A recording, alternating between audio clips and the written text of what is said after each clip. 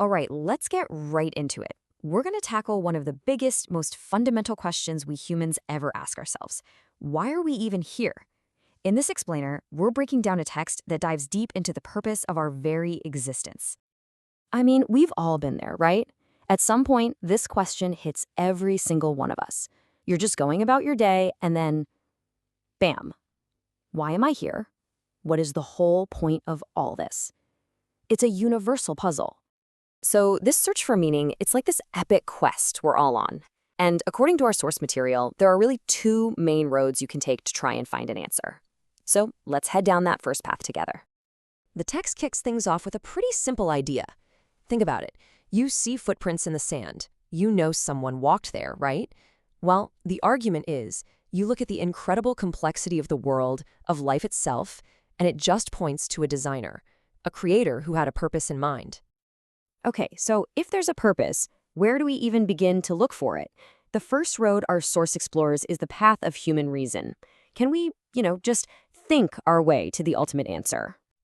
And here's the thing. According to the text, when you rely only on human thought, you tend to end up in one of two very different places. I mean, polar opposites. On one side, yeah, the universe seems designed by an intelligent creator.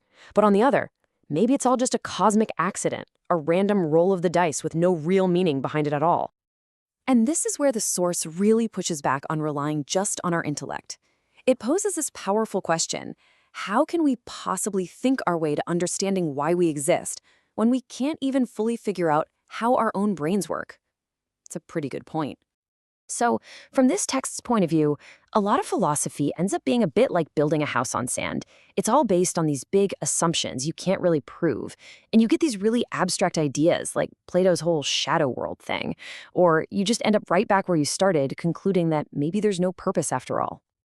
And this isn't just some academic debate, right? The source argues the stakes are incredibly high. Because if we don't have a purpose, what separates us from, well, just being clever animals? The idea is that without knowing our why, all our amazing intelligence can easily be pointed in the wrong direction. Okay, so if path one, pure reason, has its limits, where does that leave us? Well, this is where the source pivots to the second path. It says, all right, let's look somewhere else, and that somewhere else is divine revelation. The whole idea here is pretty straightforward. If you want to know why something was made, you ask the maker. The text's argument is that the creator wouldn't just leave us guessing. That's why it says prophets were sent with books of revelation to lay out the answers clear as day, because we just couldn't get there on our own. But wait a minute, that raises a huge question, doesn't it? I mean, if the answers are out there in holy books, why is there so much disagreement? Why all the confusion? If it's supposed to be clear, why isn't everyone on the same page? And to tackle that very question, the source text starts to dig into some of the existing scriptures. Now, this is really important. What we're about to cover is the source's specific analysis. We're just explaining its point of view here.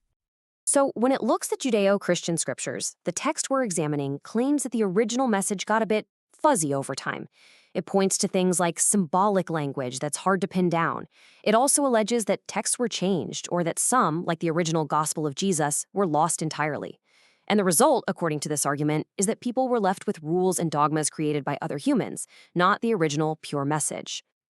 The source really hones in on one specific concept, the incarnation in Christianity. It describes this as the belief that God became a man to die for humanity's sin. But then, and again, this is directly from the source's perspective, it labels this idea a man-made myth.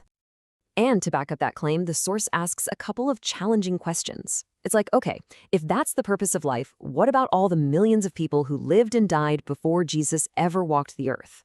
What about people in remote corners of the world today who might never even hear his name? The text's conclusion is that this purpose just doesn't seem to cover everyone, so it can't be the universal answer. All right, so moving on, the source then turns its attention to key ideas in Hinduism. It lays out concepts like Brahman, this ultimate all-encompassing reality, and the Atman, which is like the individual soul that's part of Brahman. The big ultimate goal is something called moksha, basically escaping the cycle of reincarnation. But the text explains, for the average person on the ground, the day-to-day purpose becomes about following the karma path, which it ties to fulfilling duties based on the caste system. And here, the source presents an interesting argument about how the idea of God evolved within the Vedic texts. It's like a journey. It starts in the Rig Veda with what it calls polytheism, worshiping many different gods. Then it says things shift toward pantheism, the idea that the all is God. And finally, in the Upanishads, it becomes the super abstract philosophical concept of Brahman. The source's main takeaway here is that as the idea of God got more abstract, the actual tangible purpose of creation got, well, a lot less clear. So, where does all this lead? After looking at the path of reason and then analyzing different scriptures, the source finally brings it all home. It builds its final case, and the whole thing hinges on one central idea: the need for clarity. The core belief here is actually really simple. The source asserts that God is not the author of confusion. A creator, it argues, wouldn't create us and then make it super difficult and confusing to figure out why. So it follows that any real message from that creator about our purpose would have to be crystal clear, no guesswork needed. And this is the final piece of the puzzle, according to the text. The logic goes like this. Step 1, past messages got fuzzy or were changed. Step 2, humanity absolutely needs a clear answer. So, step 3, a final clear message had to be sent. And the source identifies this message as the one revealed in the Qur'an about 1400 years ago, arguing that it was uniquely and perfectly preserved so that this kind of confusion could never happen again. And that's where we're going to leave it for this explainer, right on that final, pretty powerful thought from our source material. After this whole journey, from human reason to divine revelation, it leaves you with one last question to chew on.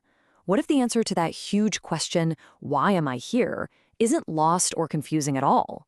What if it's been right here the whole time, perfectly preserved, just waiting for us to find it?